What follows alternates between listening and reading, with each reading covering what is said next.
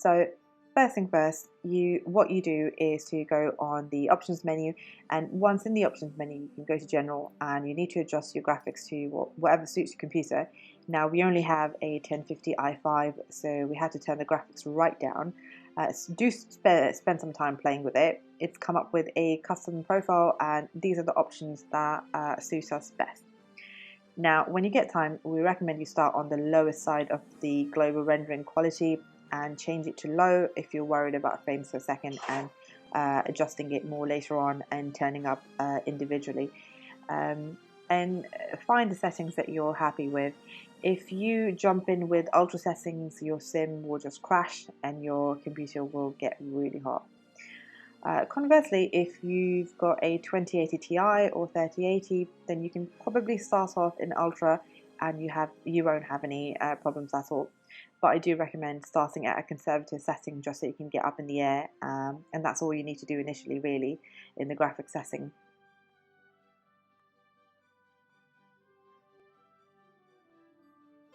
Now, once you've done that, you go back to the welcome screen, options, controls, where you have to set up your flight controls. So, firstly, the keyboard is default. There's lots of shortcuts for many different actions, and it will probably take a year to learn all of the different shortcuts. But to be honest, with just a mouse and the 3D cockpit, you'd be good to go today. Then you just need to program your pitch, roll, and now click on device, and if you haven't already, then assign your primary control surfaces to your device. You need to allocate one axis to the ailerons and one axis to the elevator as a minimum, and then you can give it a whiz to see if the controls are working. I have two devices. This one I'm looking at now is called the BU063 interface, which is a weird name, but it's a custom yoke, and this is what it is. So that's what it's come up as, and I've assigned this to my elevator axis and my ailerons. The other device I use for the power or the throttle or the thrust is a USB games controller, and for this one I've just assigned my rudder and my brakes. Good. Now, if you've got an off-the-shelf or modern yoke or joystick, you won't need to do this, as when you plug them in, it will automatically assign the right controls. Joy. But I do recommend coming into this menu just to see, what is what. So if you plug in your controls and your flight sim recognizes your device, you won't get this question mark over here. Alright guys, you're pretty much good to go now. This is normally the first thing I do when we get a new flight simulator, sort the controls and the graphics out. Once that's done, you just apply and save and go back to the main menu. Now, we're back on the landing screen. I'll quickly run you through this. It's different to what you'd see on X-Plane or older simulators. As you can see, it's very modern and crisp. These are the bits down here where you do your flying. You've got your world map here, and where you pick and choose your own flight anywhere in the world, and this is what we're going to do today. This is the best way to get straight in and get in the air, and this is what I do every time I open Flight Simulator. But before that, I'll quickly take you through the panels on the screen. This is here you'll find a 2-week, I think it is 2-weekly landing challenge. Current one, as you can see, is in Courchevel, and the aircraft is fixed to whatever the event is, but we're not going to do that today. Then there is a flight training section, and there's some really good stuff here.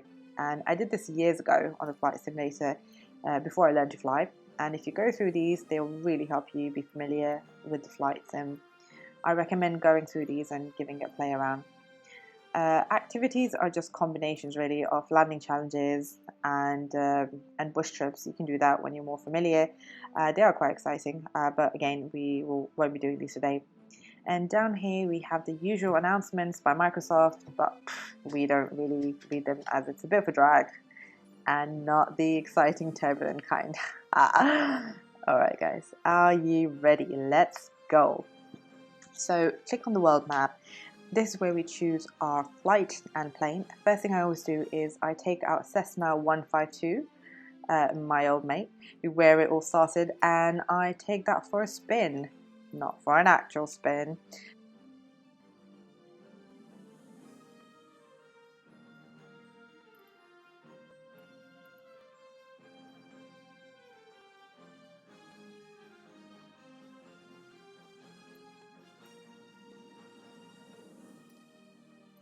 And this is where I get my first impressions for a flight simulator. So I'm going to choose Bournemouth here. There are a few options here, but the quickest one is to choose the active runway. I'm not going to choose an arrival airport, as I don't really want Flight Sim to plan a route for me. I'm also going to turn multiplayer off, live air traffic off, and clear skies.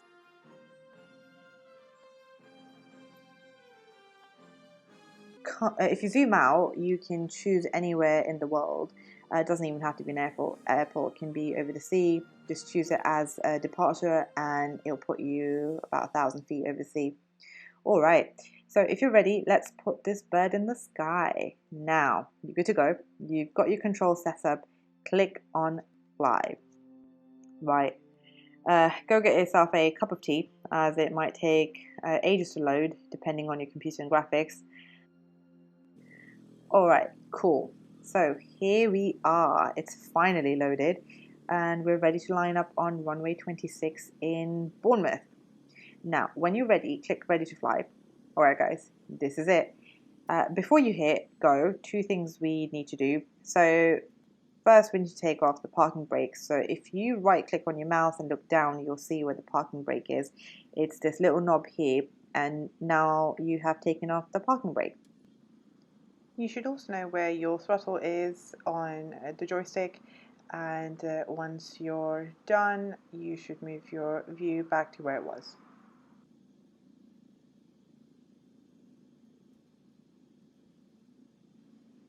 We're ready for departure now. This is it.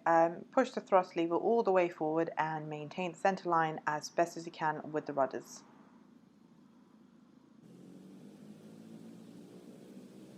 Eventually we'll start moving and you'll see the speed increase on the top left instrument. Keep using the rudder to maintain the center line, and when you get to 50 knots, gently pull back on the controls and tuck the horizon under the nose.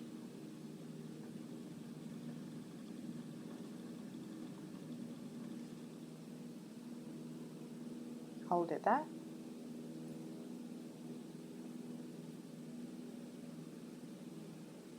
I'm just keeping the wings level here, so that will give us a nice climb.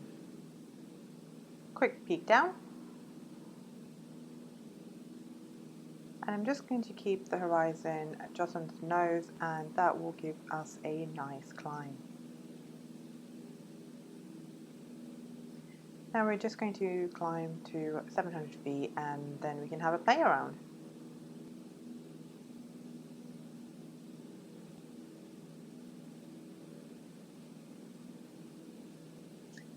What I normally do here is I play around with the controls and have a look around, make sure they're all programmed correctly.